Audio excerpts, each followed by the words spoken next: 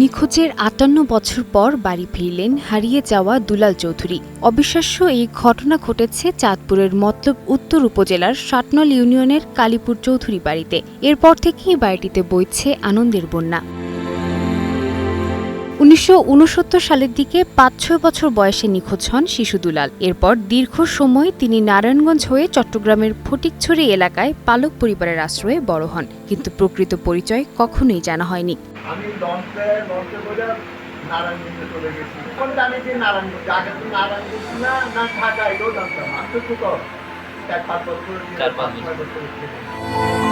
হারিয়ে যাওয়া সেই পরিচয়ের খোঁজ শুরু করেন দুলালের ছেলে ইমাম হুসাইন আকিব। বাবার স্মৃতিকে আশ্রয় করে গুগল ম্যাপ ও স্থানীয় সাংবাদিক ও গবেষকদের সহযোগিতায় পৌঁছে যান চাঁদপুরের কালীপুর চৌধুরী বাড়িতে।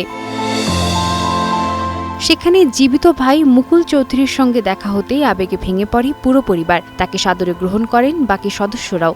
আমাদের পরিবারের সবাই, আমার ভাই, আমার ভাইয়েরা, আমার চাচা চাচি যারা আছে সবাই শুনে মানে আল্লাহর কাছে আলহামদুলিল্লাহ আমাদের এত খুশি হয়েছি। আমার মনে হয় সারা পৃথিবীর একদিকে আর দুলাল একদিকে, এবং সে যে ওইখানে গেছে আল্লাহ। ৫৮ বছরের বিচ্ছেদ শেষ হয় কান্না আর আনন্দের এক অবিস্মরণীয় পুনর্মিলনে। বাকি জীবন একসাথে কাটাতে চান বলে জানান দুলালের পরিবার। Sadia Tasnim, star news.